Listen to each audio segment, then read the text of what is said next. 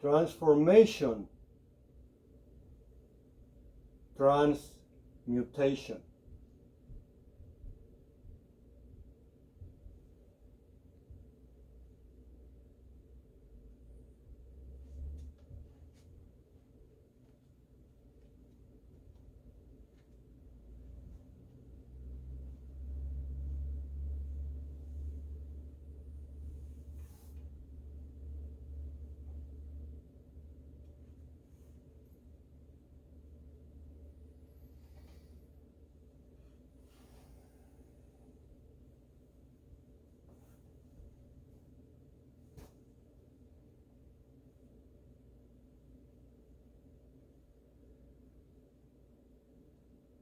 When Elisa and I, this is Elisa, by the way. These are her ashes. This is the transmutation of Elisa's body. Elisa's transformation happened and is happening. She turned from being a woman with the extension of the word, from being a daughter, a wife, a witch, a dreamer, a lover, the ultimate lover. Sexually, she was tremendous, magnificent, because she knew that sex is part of that hermetic power that we all possess.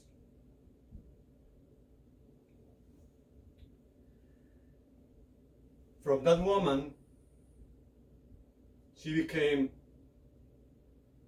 a storm warrior. The storm warrior beside me, and myself beside her. And then after her passing, after her death, she became a light warrior.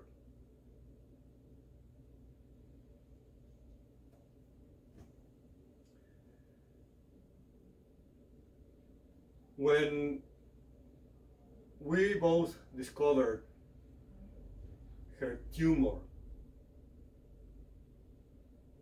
in her right breast, it was the size of a grape.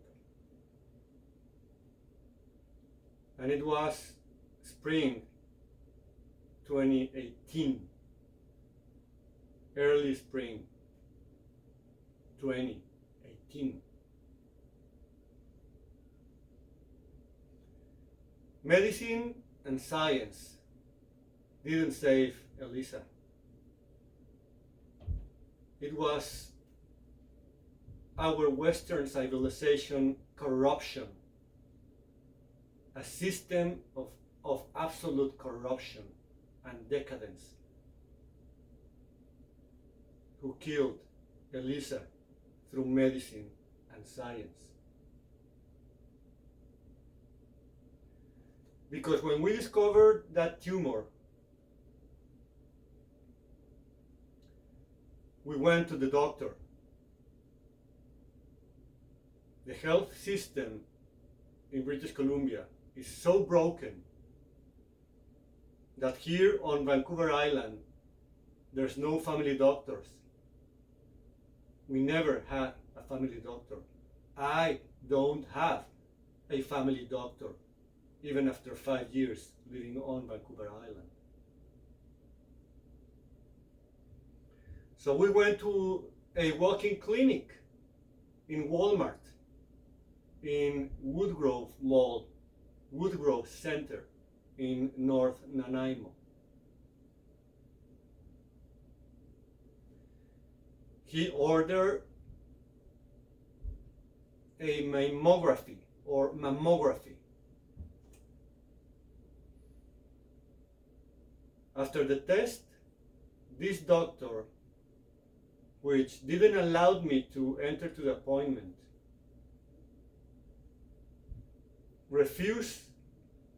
he refused to acknowledge that there was something wrong because the results were inconclusive in the mammography. He didn't order a biopsy or anything, just because Elisa was 34 years old. Too young to have breast cancer, he said. Go home, live your life. You have no cancer, you are healthy.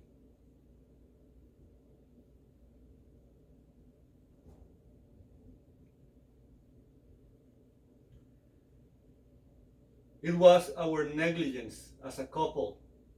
It was my negligence as a husband. Because we trusted the system. A system that we shouldn't have trusted. A system that is broken throughout corruption and negligence. Endemic corruption. An endemic failure. So we never asked for a second opinion. We just moved on.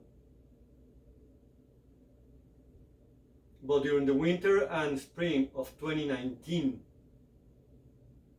her tumor kept growing until it started being painful, the size of a lemon.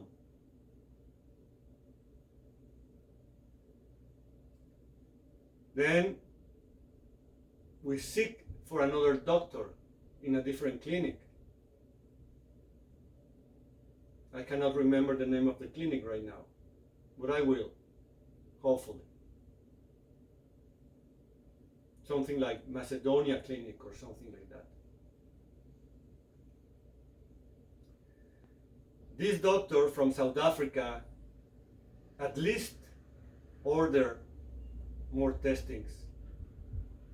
And after a couple of weeks, during the early summer of 2019, she was diagnosed with breast cancer.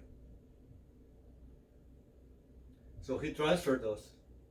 He referred us to an oncologist specialized in breast cancer here in Nanaimo. Such doctor, as most doctors, was on holidays, maybe enjoying his yacht or his very expensive cottage in the lake somewhere. Because doctors nowadays are about money, not about the Hippocrates oath.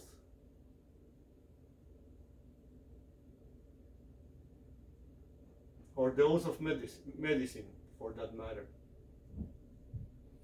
So the doctor on duty was just a very young, completely lack of expertise and experienced doctor who panicked when he noticed that the tumor was the size of an orange already. Heavy, painful for her. He referred us to the oncologist, the cancer clinic in Victoria.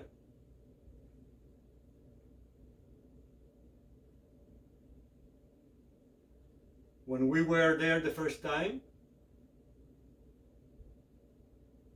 they put us in an office, a doctor's office with a bed and computer and medical supplies and so on. And they made us wait. And then the nurse came and she asked Elisa to undress for the auscultation. When Elisa removed her bra and the pad we were already using, because by that time Elisa had at least 2 months with a tumor growing inside her breast and all in and out her nipple. The nipple was already completely deformed. It was not a nipple anymore, it was the tumor. And it was dry, and the skin was broken, and it was always segregating. There was always leaking pus and blood 24/7 for almost 2 months. So when we were in that office and the nurse asked her to undress, when she removed her bra, the pus and the blood just splat over the place, on the nurse and even on the floor. It was so dramatic that the nurse ran away to call the oncologist. And finally, Elisa and I were taken seriously. But it was already too late. To make the story short, because this video is not about that. That will be for another time. By September 19th, Elisa was having a radical mastectomy in Victoria. And her cancer was literally declared the rarest cancer among the rarest of the breast cancers. Remember that science has discovered at least 800 different cancers for men and women.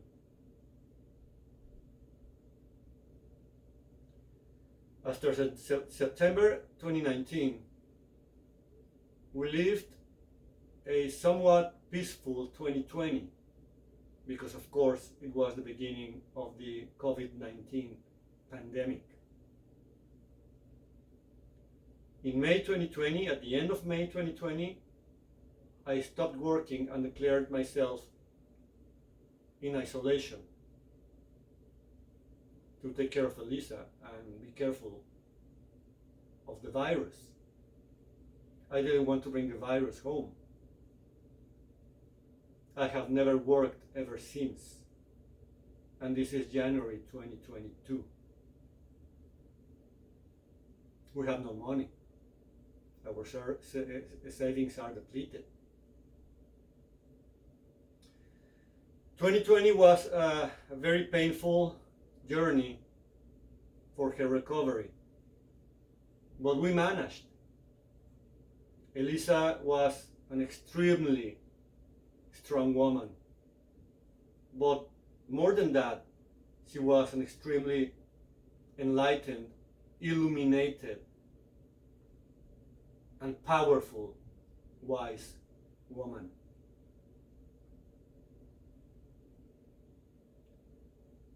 And she always knew, she always felt that I was going to be by her side for the rest of her life, whatever the outcome. So in 2020, we had our last year living in peace, because in the evening of Christmas Eve 2020, January the 31st, 2020, in the evening, the oncologist called us or the surgeon, it was the surgeon, to let us know that they had found cancer or metastasis in her lungs. Again, to make the story short, by March 1st, 2021, Elisa was undergoing lung surgery to remove 25% of her left lung. Again, very painful recovery. We didn't have a car, so it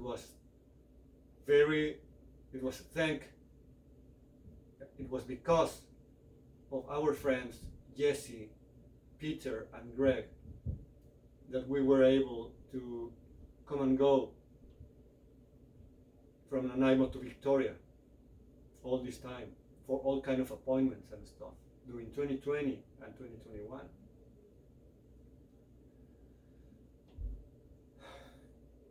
Her recovery was slow, but again, she was powerful and strong. And I was by her side 24/7.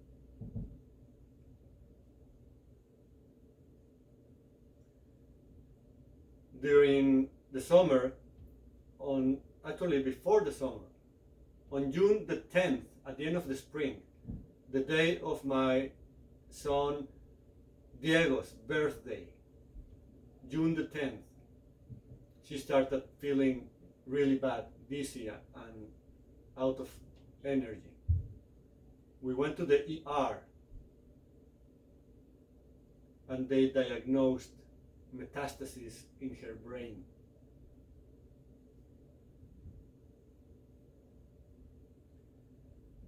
By the end of June, the last week of June, she was receiving 1 week of radiation in her brain.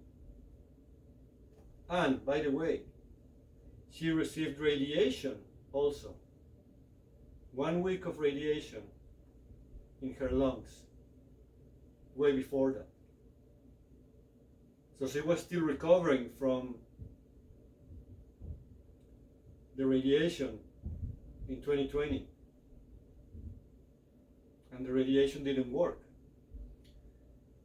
Regardless, we went for radiation in her brain the last week of June. And by the way, her cancer, as I already said, was so rare that the oncologist admitted that there was no treatment, there was no chemotherapy treatment or radiation for that kind of cancer. They didn't even know what it was, for them to be quite honest with us. They had to send samples to the United States, to more than one locations, universities, research facilities, to try to understand what the hell it was. So we completely refused chemotherapy in 2020. There was no point because the doctor said, it's almost for sure that it's not going to work. When he said that, she was declared in remission because the mastectomy was completely successful. So she had no cancer. The radiation was not in her lungs, sorry. The radiation was around the scars and what was left of the right side of her chest, just to make sure. But because of the negligence of this doctor in 2018, it's obvious that the cancer was already spread throughout her body, way before the mastectomy in September 2019.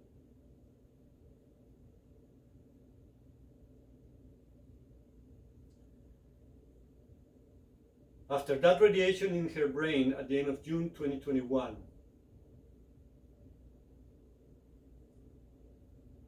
we tried chemotherapy here in Nanaimo in August.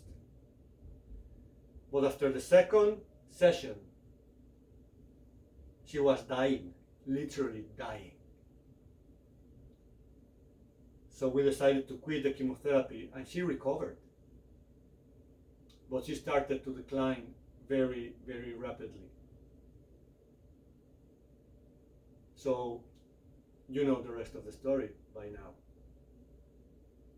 She started declining to the point that in the blink of an eye, she had the last decline on December 22nd, 2021, 20 days ago.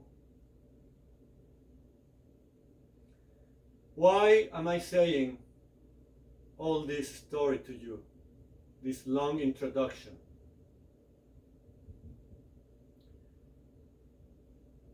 Because, as a matter of fact, with my experience, or through my experience taking care of Elisa with all my love, completely committed, passionate, with tenderness, with kindness and pure love, I took care of her 24/7. I never went away, and I had to at some point, sometimes, because I needed to take care of my own mental health. But I went away just for a few hours, a couple of times a week, and I didn't care. But my mental health started to decline as well. So in early December, I requested, after Elisa convinced me, I requested help to the local hospice here in Nanaimo. So through all this experience, my experience taking care of Elisa's situation and her character as my wife, as a cancer patient, I became, without even knowing it, an end-of-life doula. I became a death midwife.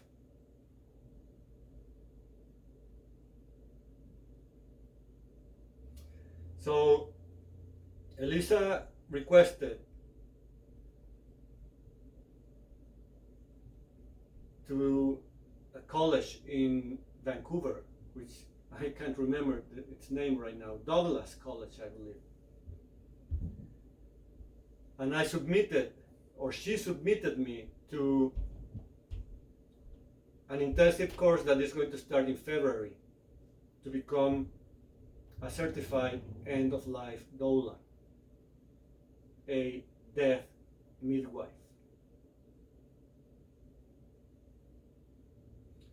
So I am reading the compulsory book right now, which I'm going to show you before the end of this video.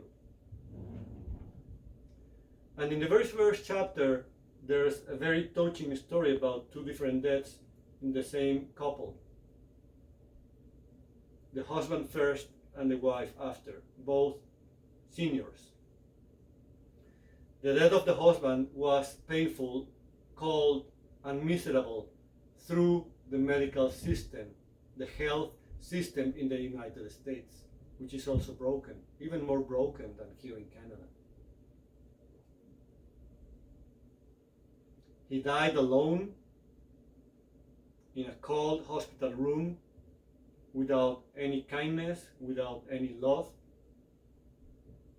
without his wife and kids beside him, with not even a picture or a photograph of his family. But on the other side, because of that experience, the wife, who also contracted cancer, both contracted cancer, she never let herself go, and she tried chemotherapy for just a couple of sessions, and after that she quit. And she ordered to be left in peace, to be left alone, to the care through the care of a dead midwife. And she lasted a couple of years, a few years actually, in a different situation, completely different situation, the opposite, the nemesis, the antithesis of her husband's death. They prepared for months in the sweetest way for her death, surrounding her bedroom and filling it with pictures and collages of her family, candles of lavender, sweet music of her liking, and company 24/7 through shifts from dead midwives or end-of-life doulas, and her own family. After reading this chapter, I decided to make this video because, as a matter of fact, even though it's my ego talking here, I am proud with all the mistakes that I made throughout the 2018, 2019, 2020, and 2021 period in which I took care of her. With my achievements and mistakes, I am proud that I did the right thing, taking care of my own wife as a death midwife.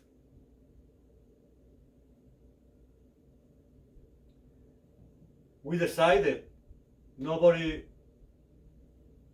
put any pressure on us to move to Vancouver Island, but we were alone all the time, besides the visits of community nurses, home care people, and palliative doctors once in a while, which I am very thankful about. I am very thankful about the community nurses. I am very, very thankful about the home care people. And I'm very thankful about the palliative doctor. Those are the exemptions. They are the exemptions of the broken system here. But still they are tightened. They have their hands tightened to so many things. They cannot go further because they are liable. There is liability that stops them from helping even further.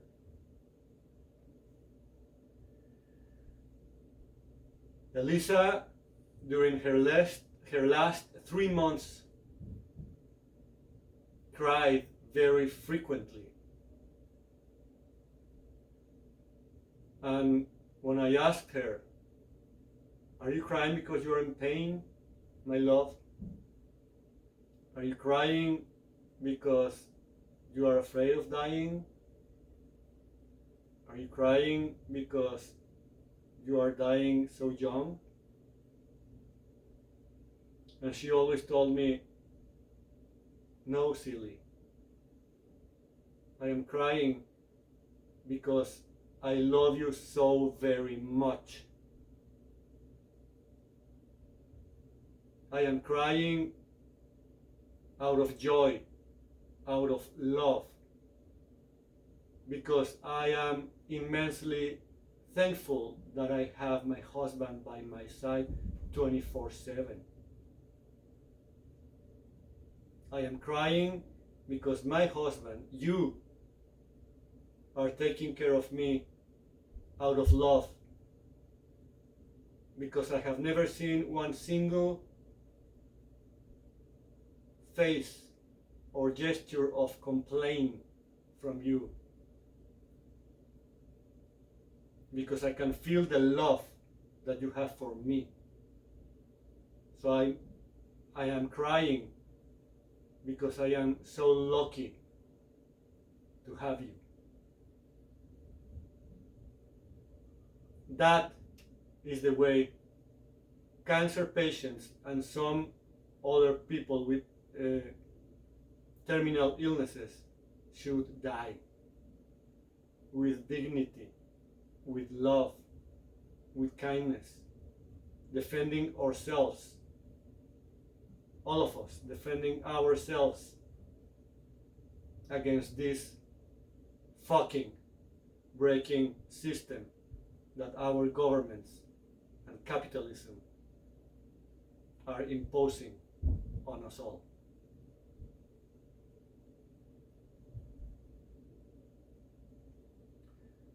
This is a reminder. This is a call for action for all of the people with relatives dying of a terminal illness, in this case cancer. Call of action. This is a video of awareness for women suffering breast cancer to check yourselves frequently, to do not let the system frightening you, threatening you, pushing you. You are in control of your own body. Let's keep fighting about it before it's too late, because this system is really turning into 1984 up to speed, faster than we can even resist. Elisa died here, right here. Well, she died in the hallway because we were taking her to the hospital after turning very, very, very ill on December 22nd. But she had the order, and I had the order, not to keep her in the hospital. She was going into palliative care to be assessed and checked and revived from the way she declined that morning. And she was supposed to come back. But she was already dying. And nobody knew. I didn't even notice really, because this is my first experience as a dead midwife. But it's not my first experience having a loved one dying in my arms. So she died in the hallway when she was being taken by me and a paramedic to the stretcher. But she basically died here because this couch that I turned into a shrine, as you can see, this couch, this love seat, was her home, her cockpit, her cabin in this spaceship of life for the last 2 months entirely. She lived here, she slept here, and she was almost just about to even go to the washroom here with a commode that we already had ordered, and we had here this love seat. And I was right there, sitting in the couch at all times, beside her, taking care of her, bringing her water, food, helping her to go to the washroom. Which, by the way, she also cried sometimes because she wanted to be useful. She hated the idea to be useless and helpless. So she cried for that. And I comforted her many, many times, telling her, don't be silly, my love. That's why I'm here. You, more than anybody else, including me, know that your illness is devouring you alive. don't worry about being weak and unable to do anything at all. I am here. And despite that, sometimes she took the effort to wash the dishes, or try to clean a little bit here and there, or get herself a glass of water, showering herself, going to the washroom by herself. She was fighting so fiercely that I actually helped her to take a shower only 3 times. And because she was so weak, we together were only taking showers every 4 days, or sometimes every 5 days. And don't get thoughts in yourselves about it, because we were very clean people. We are very clean people. We wiped our asses every time we go to the washroom with wet wipes. We wash our armpits every single morning. We wash our faces every single morning. So out of solidarity, Elisa and I were just taking showers every 4 to 5 days. In my case, probably a little more often, because I like to swim in the ocean almost every day. I haven't done it in 2 months out of sadness, but I will. So we requested a bathtub bench, and we used it 3 times only. And I washed her body 3 times only. That strong she was. That strong she was. Elisa, the Ultima Aspasia, the strongest storm warrior ever, the purest light warrior, with her death midwife right here beside her.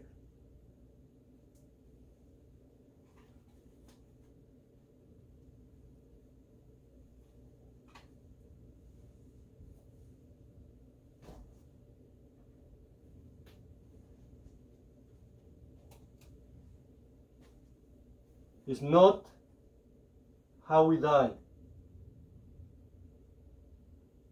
but how we live our lives.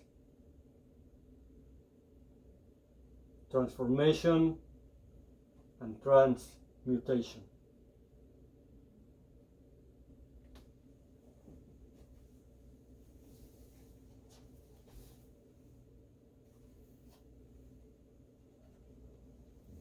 And this is the book that Elisa bought for me to read as compulsory literature for the course.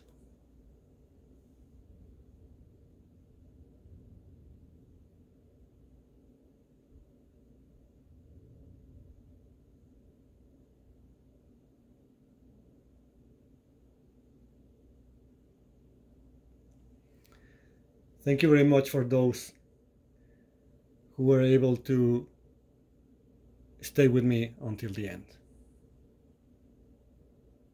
Today is January the 11th, 2021. Namaste.